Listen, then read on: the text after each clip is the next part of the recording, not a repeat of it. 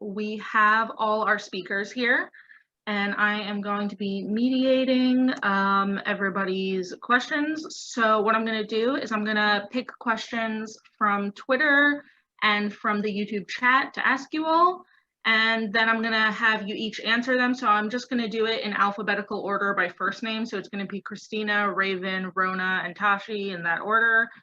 And so, yeah, so let me see any questions. So there are some technical issues in the YouTube chat, but hopefully they will figure it out. Okay. So questions. The only question we have gotten so far is from Kira asking, what are their OTPs? Like your top ships. So if you want to ask, we're starting with Christina, so you go first. Claiming the Zutara ship. Sorry, not sorry. Let's go with Am I next? I don't think I have one. I know I should as an author, but I feel like I like just never, because I think whoever you're supposed to ship, I don't know. I just don't have one. I don't think I have one.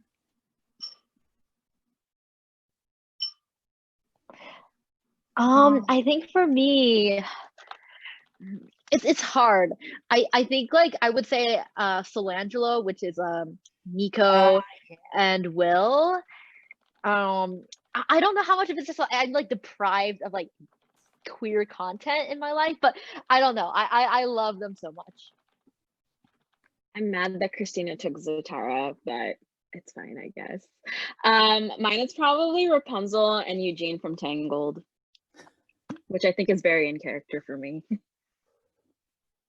Okay, those are all wonderful OTPs, including having none. That's totally fine. Okay, so I'm gonna see if we have questions down there. See new tweets. Doesn't look like we have any questions at the moment, but let me check the YouTube. Oh, the YouTube, we have some questions. Okay, so we have some people agreeing that Zutara is amazing. And we have Allison asking, what is a writing difficulty you hadn't heard anybody talking about before you reach that stage in the moment? To put it another way, advice you wish you would have known. So starting with Christina. I think I like alluded to this earlier in the conference, but I think the advice I wish I would have gotten is to like kind of like take your time and like that no time is ever wasted as a writer, if that makes sense. I think one of the things I did was like I really pushed myself when I was starting to write, and I felt like I had to like hit all these milestones at a certain point in time, and I think I wish I would have known that it was okay to like step back and sort of like take time to figure things out. Cool. Oh, sorry. I think for me, and I kind of touched on this when I gave my speech earlier, but failures really are there to protect you. I say this as someone who definitely still feels the sting of a lot of failures and a lot of rejections. But the way that I've started to kind of look at them, especially when it comes to writing, is really thinking about if the no is there, that means that your work would not have been handled with care probably anyway in that particular place. Because if they didn't see the value in it, like that you knew was there, it may not be the place for you. And it possibly also will open up the opportunity for more better suited opportunities for you. And I genuinely believe that, because it's been the case for me. Yeah, I think for me, when I was younger, I was definitely like very much like in this rush to get published, where I was like, oh, I gotta like get an agent, I gotta like, you know, go on sub. And I think that I don't know, like for some reason I thought like, you know, I would get a book deal and then that's like the end of the line almost. Like that is kind of where your goal is, like that's the whole, like that's like what you count as success.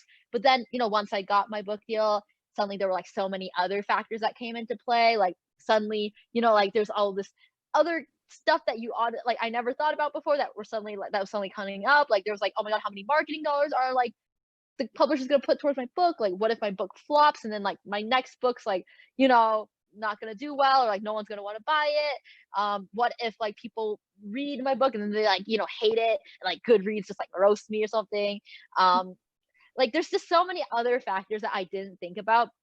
And in retrospect, I wish that I had just, you know, like instead of seeing like writing as like a rush to some finish line or some goal, just like taking it for what it is and really appreciating that process. Because once like there's like a publisher involved and like you've signed the contract, like there's so many like, you know, marketing and business decisions that need to be made, and like it's just not about just you and the writing anymore.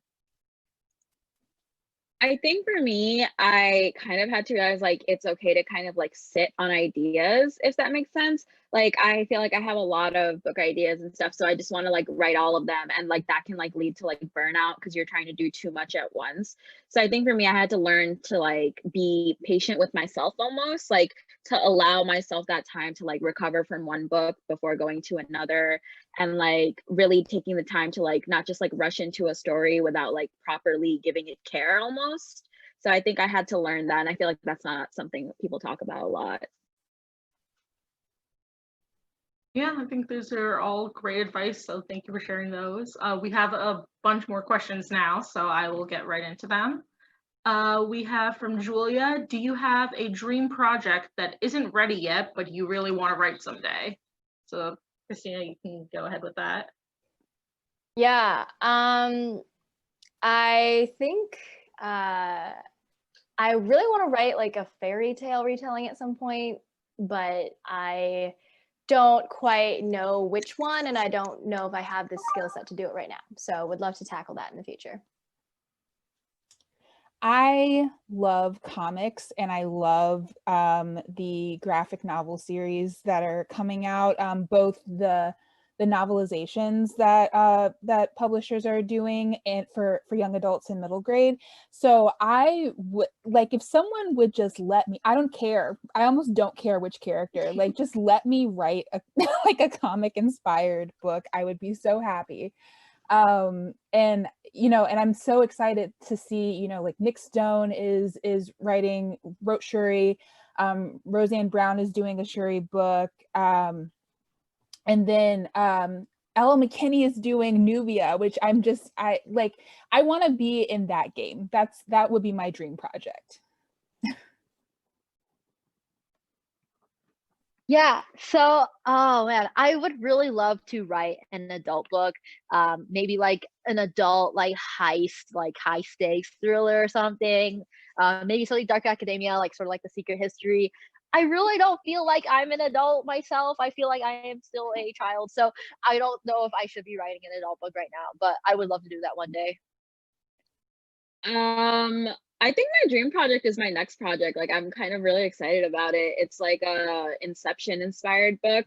And like I was like really stressed because I wanted to write an Inception inspired book, but I didn't want Christopher Nolan to sue me. So I was like, all right, I gotta figure that out in a way that doesn't result in a white man coming for my ass. So it took like some time, I guess, for me to like percolate that idea and like find a way to make it mine and make it unique and like still sustain like the love I have for Inception and why I wanted to write it in the first place. So I think like I had to wait and kind of going back to what I was saying in my last, I had to wait for that idea to kind of fully form in the back of my head. But I'm very excited about it if I can pull it off.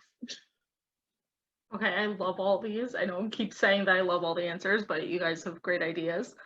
Let's see, next question we have. Wow, people have a lot to say. Next question is from Average Writer 303. What is your preferred writing platform? So like Word, Google Docs, Scrivener, etc. Okay, so Christina. Yeah. So for my writing, it's pretty standard. I keep it mostly on Scrivener, but I also do these things where I draft things in Notes, like the Notes app. I don't know, it's like pretty chaotic. But sometimes I like draft stuff in my Notes app and then I like copy and paste it over to Scrivener because I think it like reduces the pressure. It's like some psychological thing. So Yeah, I'm also a Scrivener drafter, but I also am really obsessed with notebooks and journals and stationery. So like my first round of idea work almost exclusively happens long form. So that is where I start, and then I migrate over to Scrivener from there. So I think for me, I usually might have like some idea that I might come up with on a go, or like when I'm just like interested, I don't like have access to my laptop, so I might write that down in notes. I have a thing where I pretty much always need to start a story in Google Docs. Like, I feel like if I just start a brand new Scrivener document for like whatever idea I have, like it's too much pressure because there's so many different functions in Scrivener. Like, there's like different folders and different like outlines, and I'm like, okay, well, I don't know if this idea is actually going to go anywhere. Like maybe there's just like, some dumb idea. So I might like draft like the first chapter or two on Google Docs. And then eventually it usually gets too long for Google Docs. And that's when I bring it back over to Scrivener. I also work primarily in Scrivener, but I almost want to say chaotically, I do a lot of book planning and text messages to my friends. Like I will just text people and be like, okay, but like, what if I wrote a book about this? And they like will humor me. And then it'll like get like really intense, like really in depth in the text messages. And I'll literally like, because on my laptop, I can just copy paste the iMessages. So I'll like literally copy them and drop them into a note file on Scrivener so I can refer back to my text. But I like write in Scrivener though. Okay, yeah, good answers. I know that I don't know much about writing platforms, but these are all interesting, although they're mostly Scrivener. Okay, Kira asked the question, how do your personal interests / skills factor into your stories? So go ahead, Christina. I love writing books that I'm not qualified to write. My debut novel's about rocket science, which I don't know anything about. I had to like research a lot. So yeah, I think my personal experience influences my books mostly emotionally. So like I will like copy paste a lot of, emotions that I feel in my daily life or I have felt in like significant moments over to my books. But otherwise, yeah, I think the subject content is like pretty separate. I think for me, when I'm writing books, the three projects that I kind of have like circling in my mind right now, it's almost like I took a little sliver of something that's like super really important to me and I like blew it up book size. So the first project, I love all things digital, all things online. I refer to myself as a digital Black girl. So like the first novel is primarily written in like text messages, DMs, tweets, etc., blog posts, all that kind of stuff. So like telling the narrative in that way. And the second one, of course, is about superheroes. And the third one is is like a really deep dive into mental health in the Black community, particularly with a girl who is a pastor's kid. So thinking about the intersections of race, mental health, and religion, and all of those things are deeply important to me. So I just kind of like gave each book a piece of like my heart, and then from there I just kind of went with the story. Yeah, for me, I feel like my stories often show me what like questions or I guess ideas are important to me right now that I might not even know about. So I had a short story collection that was published last year, and a lot of the short stories were about things that, like, on the surface didn't have a lot to do with me. But as I wrote them or as I look back at them, like it was really clear that like these stories were like each driven by some question that I really had in my mind, or like some conflict that was percolating inside of me that I didn't even necessarily know about. And my, upcoming novels about like, imposter syndrome and about like not feeling like you're good enough in the like tech world. And that's definitely something that I've like, encountered a lot during my time at MIT.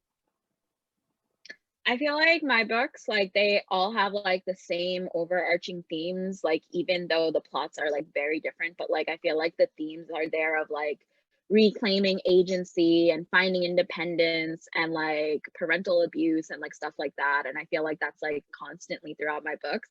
But I also think I hyperfixate on certain things, and then I'm like, I want to write a book because of this, based on like you just heard with my Inception books. I have the same problem with like, I watched Tangled like 50 times, and then I was like, okay, but where's the brown Rapunzel retelling? So I feel like I will watch media, like consume media, and then I'm like, I could do this, but brown, so who's gonna stop me? And so I just kind of go for it. But for my contemporaries, I think I kind of draw a lot from like real life, and like, I probably should not say this, but I'm gonna say it. For my second book that I just wrote for my contract or whatever, it's based on when Tom Holland went to my high school undercover for like a hot minute. Nobody posts this on Twitter, but anyways, it's based on when Tom Holland went to my high school undercover. Yeah, he went undercover. Well, I know that, but like, you know, those people that see it, they see it, right? But as long as it's not wandering on the Twitter sphere, yeah. But so he went to my high school for like a hot minute, and he was like undercover, like studying like New York City high schools, because I live in New York. So my contemporary is based on like a celebrity going undercover at a New York City high school, and like it's not Tom Holland, but like it's based on the experience of Tom Holland. So I do draw from real life. I wonder Okay, if Tom amazing. Holland's gonna read your book and be like, I'm literally, if I wow. can get my publicist to send it to him, I will. Like, I want a Tom Holland blurb. Like, please, sir. Okay, that's amazing. I love all of these. I'm especially intrigued by Tashie's anecdote here, but yeah. Okay, well, I did not know that actors actually went to high schools to go undercover. Sounds like a One Direction fan fiction. Like, I but that's did ask awesome. him who his favorite One Direction member was. He said it's Louis, in case anyone was wondering, because that's where my brain went. Okay, Yeah. amazing. All right, so and the next question is, do you outline, and why or why not? So Christina, you can start. Yeah. Oh, I had this whole conversation this morning where I was like, I can't outline for my life. And I make like Pinterest boards instead. And that's kind of like how I just carry my book for a while. But yeah, I'm not the biggest outliner. I think I do this thing called like I read a zero draft, where I just throw everything I know about the book into Scrivener. And then when the time comes, I just sort of look at what I have, and then I like replot my book, if that makes sense. I also use Pinterest boards for inspiration. And then I do outline, but it's almost like what ends up happening. Like I outline and then I almost totally disregard it. Like so I need it as part of my creative process, as like a thing that I have to do in order to write the book. But then I just pretty much pretend like I didn't even write it. So I want to get better at outlining, because I definitely have this problem where like plots I come up with, like, you know, go off into who knows where, and like characters disappear, and like, you know, all sorts of plot holes show up and say hi. And I think whenever I do write an outline, it's like a bullet point kind of thing. It almost, yeah, like as Ravynn said, like it never happens that way, or it just totally you know, goes off in a different direction. For me, I also do find that like my outline like is never sufficient for like what actually happens. Like there's always like plot points that like are missing in the original outline that like need to show up in the actual draft and whatnot. But I still feel like it's helpful for me. I also usually start with Pinterest boards and playlists, but I actually do outline like pretty firmly. I think it's because most of my books, like they kind of have twists that I need to know in advance in order to sustain, like in order for the characters to act accordingly. Not in my contemporaries, don't expect any twists in those. But I do plot like pretty like rigorously, but like I also find like even though I do plot, like my story still like branches in places where I like don't expect it, and I'm like, oh, like okay, like I'm along for the journey, and then I kind of adjust the rest of the outline to like fit with whatever that I ended up including. I feel like sometimes my characters just write themselves, and I'm like, cool, I support you guys, go off. Yeah, these are all big moods on outlining. You know, characters having their own minds, or writers just going way off the outline, and Pinterest also. All right, so we have a bunch more questions. We have from Katie, what is your favorite character archetype to read or consume in media, and what is your favorite to write? So Christina, you can start. Yeah. I need like 2 seconds to think about it. I think one of my favorite archetypes to like read about is like reluctant allies, you know, when two people come from like two opposite sides and they're like fighting, but then they're like, okay, fine, we'll like make a truce. Sometimes that turns into a romance, sometimes it doesn't, whatever. But We get it. You're talking about Zutara. sorry, my brand has to be maintained. But yeah, things I like to write about. I think I like to write about kind of like really unexpected friendships. I think that's what comes through most in my writing. I said on Twitter, I think my brand is like writing about good food and friends. So yeah. Ooh, I think for me, like I will always love a good childhood best friends turned turned lovers. Okay, and like I have to explain this very briefly. My parents grew up across the street from each other like at age 5 and like yeah, so I think that is possibly why I'm like so obsessed with that storyline. So like things like Always Be My Maybe and or Brown Rosie. Sugar. Yes, all of those things are like my absolute favorite to consume. I will if that's in the blurb, I'll watch it, I'll read it. My favorite to write is just I just like, I don't even think it's like a trope, but I really love or just the opportunity to write really nuanced Black girls.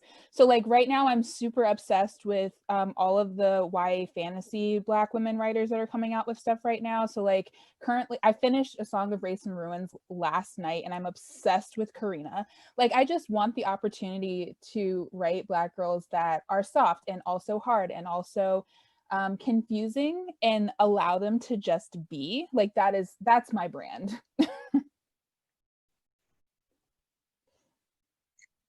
Hi. Yeah, okay. Also, apologies in advance if there's like some background noise. I think one of my family members is taking a call. But yeah, I really love enemies to lovers. I don't know, I'm just like such a big fan of any enemies to lovers romance, and I really feel like there should be more of it. I'm really excited for, I think Rachel Lynn Solomon has like a book coming out like this upcoming Tuesday that's like all about like academic rivals who like fall in love with each other at the very end of like senior year over the course of like 24 hours, and I'm so excited for it. Yeah, I really would love to write something like that, but I have not yet. I think I'm a super voice and character driven person, so I really love writing like sarcastic characters and like people who just like make dumb jokes and like, you know, are kind of like self-deprecating, like can make fun of themselves. I just think it's so fun to write. I am obsessed with villains. Like I have it's bad. I love watching, reading, writing villains. Like I think it's so much fun because it's like, I think just in general, gray morality is so interesting to explore, and like what is a person's breaking point, right? And I also think it's iconic when the villain is a love interest, because like I also think like there's like a understated opportunity where like a lot of times like the girl has to like redeem the villain, but I'm like, why can't she also just get corrupted and turn hella evil and they could just be like a power couple? Like who, like why can't that be a thing? So I'm really obsessed with that whole concept of like just dark power couple rulers. Like that's just my shit. I love it. Okay, I love all these archetypes. They're great. So awesome answers. Let me look. There's like a bunch of comments. Let me find the next question. The next question is, what one thing defines your works in progress? Could be a trope, a certain kind of character, recurring thing. What's a thing that defines your works in progress? So, Christina. I think the thing that probably defines my works in progress is sort of like people looking out for each other. So one of my work in progresses is about like a community looking out for each other. when like San Francisco gets gentrified. The other is about friends that look out for each other when, you know, like things go badly. And so yeah, that's something that kind of shows up in my books a lot. I think something that shows up in all of my books is the journey to stop seeking validation in other folks, and finding the magic in yourself. And I know it's always like, seems like very cliche, but I think in particular for Black girls, because of the way that society sort of warps the way that we're perceived, right? Like, I think it's really important for Black girls to have books where they can see so many different versions, and all of these versions are celebrated, and all of these versions can have a place. So, you know, finding the magic, again, sounds cliche, but I feel like we need to do that sort of redemptive work. We need to do that work that that allows for us to have a place. Yeah. So I think that a lot of my characters, and like this just keeps showing up, are often like flawed in some sense, that like maybe they're not even very aware of themselves. And oftentimes I feel like I get really drawn to these emotional journeys where my characters like need to realize something about themselves. Like they need to either realize that like, you know, they've messed up somewhere, or they need to realize that actually like they're a lot more amazing than they're giving themselves credit for. And I think oftentimes like my works take on like this really introspective, yeah, like this really introspective theme, where a lot of the journey really comes from within the right character. And even if there is, you know, like an outside conflict, really like the most compelling part of it is like the internal like growth. I think my joke answer is that a lot of blondes keep showing up in my books, but my serious answer is that I think my books have brown girls who are constantly breaking past what they were taught their whole lives and finding a way to make their own path, because I think that's something I had to learn myself as a human being. And I think like we always see these narratives of like powerful women, and it's like really rare to see women of color, I think, in those situations. And I just like would love to empower young brown girls and have them see themselves on the pages in a way like where they're claiming like a whole narrative, like they are this is their book, this is their show, this is their narrative, and just like letting them take that power back. And I think that's like something that shows up throughout all of my books and Blondes. Oh yeah, I love these themes. These are so wonderful. Okay, so I have the next question is from Evie, who asks, how did you overcome imposter syndrome, and when did you feel like a real author? So Christina is up next. Ooh, I think it's ongoing. I never really feel like, I guess I'm a real author. I think maybe it'll come when I like hold my book physically, but yeah, I think like Rona mentioned this earlier, it always feels like there's like another like mountain to like climb. Like you've gotten to this point, now there's this next point. So yeah, I think I never have felt like I've truly made it as an author. I do not feel like an author. I literally had to text my agent last night before this conference, because I was like, I don't feel like I'm qualified for this. And she was like, no. You have written several books, I have read them and they're good. So like, please calm down. And I didn't believe her like at all. It's, you know, it's a process. I don't know when I'll feel like it, but I do know that I'm a writer. I don't necessarily know that, you know, I think maybe an author is like the professional name, and that comes when you've actually published the book, maybe, I don't know. But I do know that as long as I want to write, I will keep writing, and that is enough to sustain me. And I hope it's enough to sustain you. I hope to keep writing. Yeah, I think the other answers are really awesome. I think for me, I don't know. I always thought like, oh yeah, once I like sign with an agent, I'm gonna become a real writer. And then like, I signed with my agent, and then I'm like, okay, like when I like sell my book, like, that's when I'm gonna be like a real author. And then I mean, I sold my book, right? And then even now, like there's like, all these like doubts, like what if people hate it when it gets, published, or like, what if like, I don't know, like something like YA romance isn't like hot in 2 years. I don't know.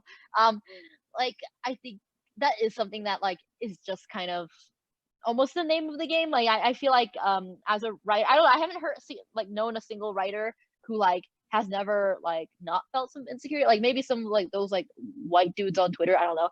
But yeah, I just I feel like it's just an ongoing process. But I think for me, like being, maybe even if I don't feel like a real author, I've always felt like a writer, like for a really long time. And I think it's because like a writer isn't about like, pleasing some gatekeepers or something. It's very much more about like, well, are you a person who writes? Like then you're a writer. Like it's about like yourself and like what you love to do. I think for me, I also still have imposter syndrome, like I'm sure most of us will for who knows how long.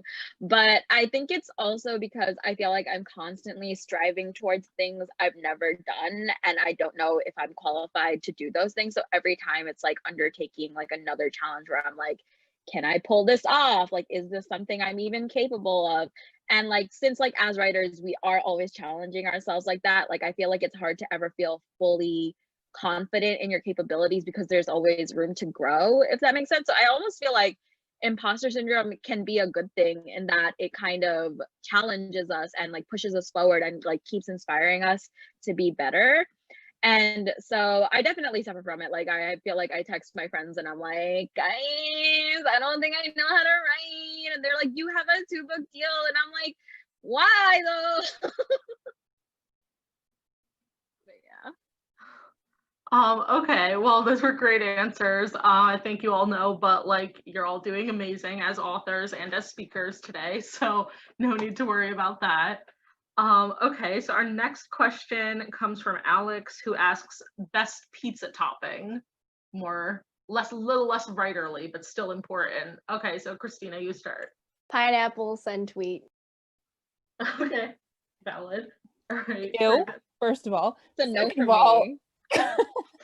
second of all, pepperoni. I literally will not eat anything else on my pizza. I am that basic. I'll have to say I'm a pretty big fan of bacon bits. I definitely love mushrooms on my pizza, and I can't have pepperoni or bacon bits because I'm Muslim, so it's not my fault, guys. That's totally fair. Yeah, I'm a vegetarian and kosher, so I can't have any like pepperoni. But pizza is the most important, is beautiful in all its forms, as I've discussed earlier today. Yes. Okay, so our next question. There was a quick reminder from EB earlier in the thread that for a lot of people here who were talking about writing community and stuff, and when they need help with their writing at different times, we do have a Discord server, the Chapter 21 Con and Chapter 1 Con Discord server, which there should be links to on our website and stuff, which there's usually someone lurking around that you can chat with about writing, editing, etc. So definitely feel free to go there. A couple of people in the chat were wondering about how authors use Pinterest for stuff like outlining. So I know some of you brought up Pinterest. You can always just say pass if you don't know it though. So starting with Christina, go ahead. Yeah, so my Pinterest aesthetics aren't really outlines necessarily because it's just like a bunch of like pictures on there. It's mostly a way for me to like look at sort of visual manifestations of my book and being like, that looks great. I want that in my book. But yeah, for me, it still gets to a point where like I actually like the Pinterest board is insufficient and I have to begin to actually outline. So I think those two things like live pretty differently in my mind. Yeah, I would say I use Pinterest pretty similarly. It's not an outlining tool. It's more of a like, okay, I have this like idea. I have these set of characters. Like, what do they look like? What's their feel? What's their vibe? What's the mood that I'm kind of going for? And I can also do that with playlists, but I mostly use Pinterest because I'm a visual person. So again, like with comic books and stuff, I like to imagine like different hairstyles for my characters, like how they're going to change throughout the book. Like if anyone's going to have like a real serious haircut, I need to know what the haircut looks like. So that's kind of how I use it to start getting ideas about my books. So I don't use Pinterest, but you guys are like inspiring me to like make an account. Yeah, that sounds really useful. I think I use Pinterest to kind of determine the aesthetic of the book because I'm not good at description in books. Like I always have to put like a TK insert description in my drafts because I'm not good at it. But when I have a visual representation like that where I can kind of see and feel the vibe, it helps inform my world building and my writing in terms of like the tone and the mood I want it for. But I also think it helps like my characters because sometimes I'll see a pin and I'm like, wait a second, like this kind of fits the love interest. Like I didn't even think of it like that, but like hold up, like maybe he is like trying to like, I don't know, like burn down cities, like good for him. But so I feel like it kind of helps me like learn more about the characters as I'm scrolling because like sometimes like things just speak to me and I'm like, this is going in the board. And then eventually that turns into like a full like flesh story. Like it helps me make it more nuanced and three-dimensional, I think.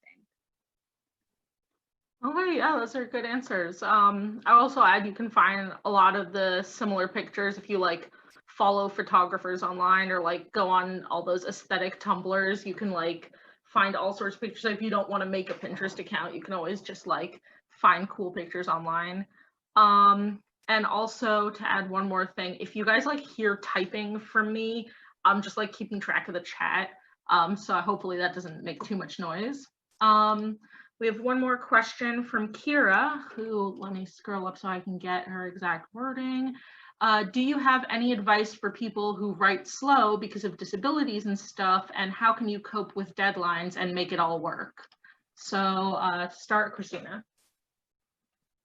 Yeah, so I don't have a disability, so I'm just gonna try to stay in my lane. I am a slower writer, I would say. And I think it kind of, the best thing that's like helped me is to kind of just focus on like, keep your eyes on your own paper. And so just to like keep in mind that books kind of sometimes take their own timelines and every book is kind of different and every person's process is kind of different. I actually have the opposite problem. I have bipolar 2 disorder. So my problem is not so much dealing with slowness, it's dealing with when to stop. I am like a if I'm having a particularly bad moment, I will be up in the middle of the night just like writing for like 5 days straight. In terms of dealing with that with deadlines, because of course that's not the only issue, is sometimes you're not like, for me, you're not emotionally able to handle writing at some points. And so what I have done is I think someone mentioned it earlier and I don't remember, I think I was listening to Rona at the end of your panel, but setting a specific time to like, that is your dedicated writing time, is every day. And it doesn't have to be the same project. Just like get some words on the paper, and then you have them. That way you're not struggling to kind of come up with new things at the very last minute. It's always much easier to edit and cut down than it is to pull new words out of thin air. Yeah, so for me, I am a pretty slow writer, and I also have problems like focusing sometimes.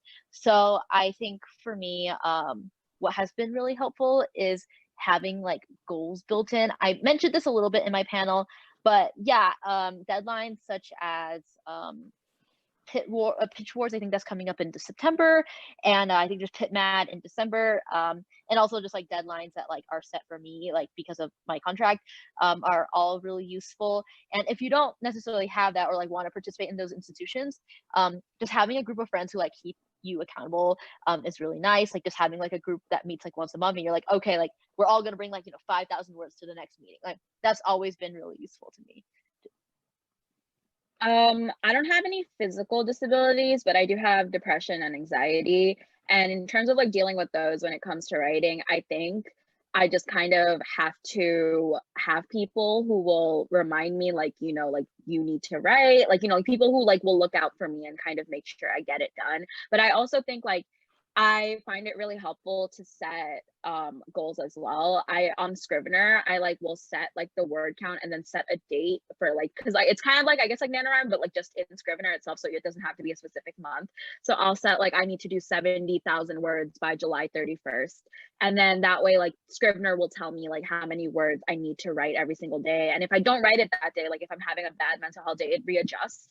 So the next day it says I have to write like maybe like 200 words more than I was supposed to write before. And so I find that really helpful because like since it adjusts, it like also feels like I can take, like if I'm having a bad day, like I can take a moment for myself. But I also find it just like in general, like I'm a procrastinator as well. So like having those kind of firm deadlines, even if they're self-imposed, is just really helpful for me, because I'm like, I'll like leave things to the last minute, but if it is the last minute, then I have to get it done. And so having that deadline means like at least I will get it done eventually. Okay, yeah, these are all good pieces of advice. I also add we have a lot of people in our community and team who deal with writing with disabilities. So feel free, all of you, to tweet or talk about this in the chat. And let's see, we have from Ryan, we have 2 questions. To go off the Pinterest question, he asked, are there any photographers or visual resources that you recommend besides Pinterest for crafting your worlds and characters? So if any of you have any ideas, feel free to share. I think another resource I use when you're like putting together those like 9 square like story aesthetics on Twitter, Canva is like a free app and you can like source pictures from the internet, I guess, like, yeah, and just compile them, and then it'll like arrange it into like a really pretty grid, as opposed to Pinterest where like it's kind of hard to take a screenshot on your phone and like have all the pictures be there. I follow a couple of like particular artists that I like their aesthetic and their style, because their art is like what I'm trying to do in novel form. So I don't know if you know Vashti Harrison. She actually is also a UVA grad, which is really cool for me because I might get to meet her at some point at a reunion. Anyway, I love her art. So I love her like very soft Black girls. And I also really love Deborah Cartwright.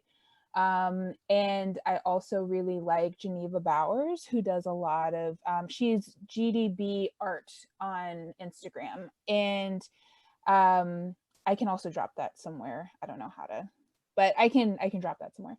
But she does also kind of like soft Black girls that are magical and fun. And so it's always like good to kind of go back and remind myself that this is the feeling I get when I'm looking at this piece of art is what I want someone to feel when they read my book.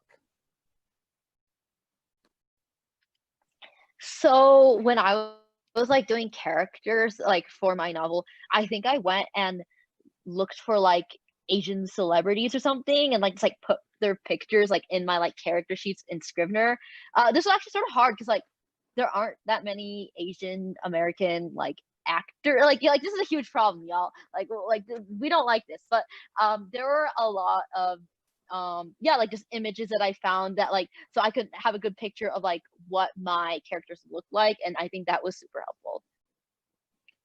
I find it really useful to go on Tumblr and look at edits. There's this hashtag and it's YA lit edit. And when you go through those, it's like usually like edits of different YA books and stuff, right? And I find that to be almost inspiring as well, because I'm like looking at aesthetics like fans put together of their favorite books, and just looking at those can often like inspire me and like also help me like visualize like in general, like just like, because again, like I feel like I am not good at like description and world building, so like seeing those like edits and stuff always helps me to kind of imagine a world inside my head. Yeah, those are all good sources. I like all of those ideas. And let's see, we have one more question unless somebody asks another one. And since we have like 7 minutes officially left, this might be the last or like second to last question. So another one from Ryan is, when choosing stories to write, how do you balance market trends versus what you want to write? So starting with Christina. I think a piece of advice, I think, yeah, market trends are important to keep in mind. I think the, but a piece of advice my agent once gave me was kind of like, write the book of your heart and then we'll figure out the rest later. And this is not to say like market trends don't matter at all, like they do, but I think the book comes first. Definitely agree. So I guess with me in general, and I will say that I'm still really, really green and I haven't snagged my book deal yet. We're working on it. But I just have never been very good at following directions. And so like market trends are not a thing that I'm particularly concerned with when I write. I write the story that I needed or somebody I know needed, because I feel like that's my duty. It's my responsibility to write those books because we need them.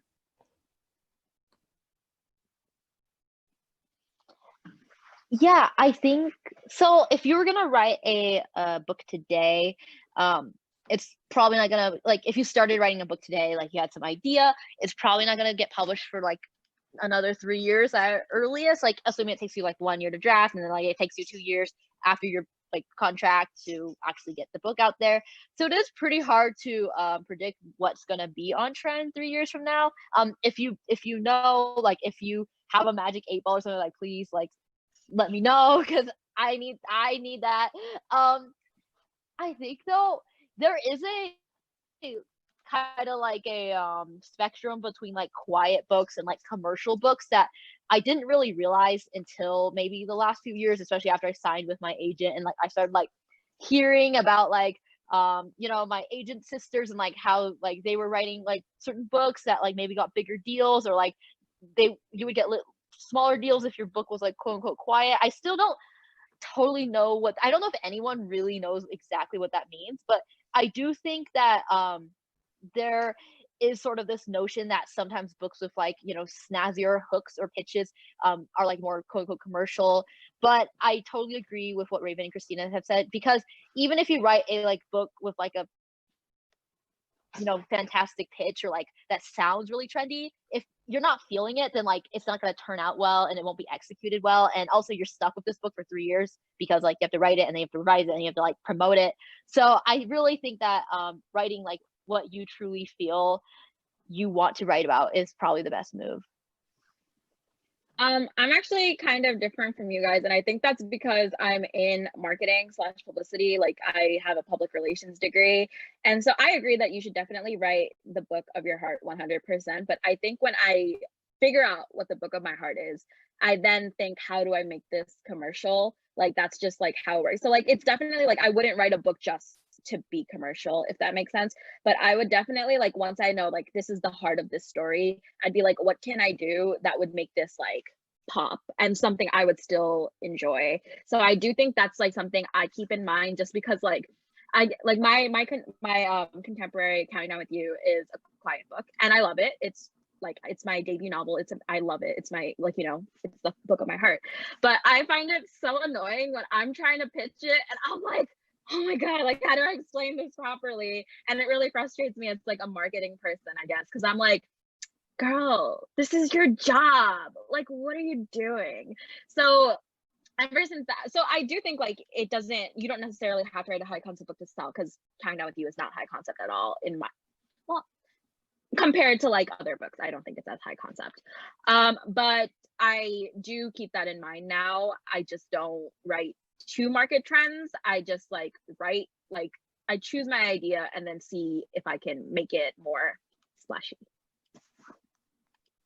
Okay, so we do have more questions in the chat, but I don't know if we have enough time for them because we do have our classic final questions. So it is a long story, but we at Chapter 1 events love Panera Bread, the restaurant.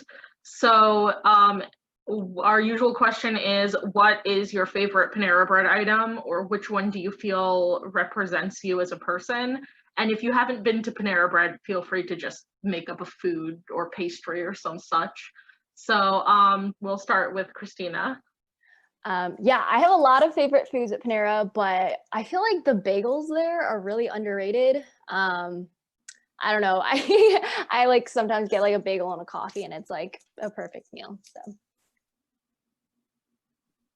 I feel, because I like the slant of the question being like, what food are you? So I feel like if I were a Panera, my aesthetic is like tomato soup and grilled cheese. Like, because it's hearty, it's classic, it's nice, it's steamy, fills you up, and it's also just like everyone, it's just like a favorite, it's like your favorite. Okay, I'm doing the Taylor Swift thing. It's your favorite cardigan. Okay, moving on. We also love Taylor Swift, so that's fine. Okay, Rona. Oh gosh, I feel like every single time I go to Panera, I get their like fettuccine Alfredo. I don't totally know why. Like I feel like it doesn't taste like normal fettuccine Alfredo. I don't know if anyone else has felt this, but it definitely tastes a little bit strange to me. But somehow I really like that, and I don't know what that says about like me, like as a person. But yeah. I always get the mac and cheese with the breadstick, and I just love like their mac and cheese so much. I don't know, it's just like some godly creation. Like I don't know what's in that milk. It's not helping me grow. I'm still 5 feet, but it tastes really good. I don't know. Yeah, all the foods at Panera are amazing. Those, now I'm hungry again. Okay, so we have, oh wait, we have 0 minutes. So we will wrap up the Ask Us Anything panel. Thank you to all of you for speaking and for participating in the panel. And if you want to do like a quick plug for like your books or something, feel free to do that. We're going to post links to them on our Twitter as well. So you can go through and promote your books if you want.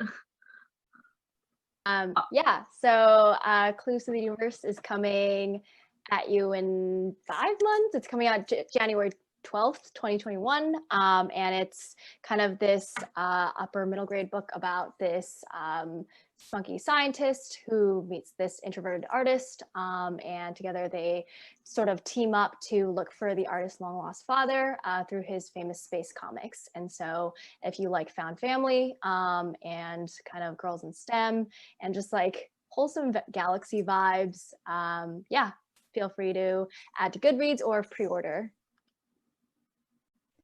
No books currently to advertise, but I will say that if you like my writing style, I do freelance essays. So some of those can be found over at my website, which will be on Twitter. So I mostly write about popular culture, Black girls, mental health and wellness. And of course, if you have a desire to know about what getting a PhD is like, you can always head over to my blog, Black Girl Does Grad School. And yeah, that's me. Okay, awesome. This is actually like my first time I've had to like pitch my book because like my book deal just dropped like 3 months ago or something.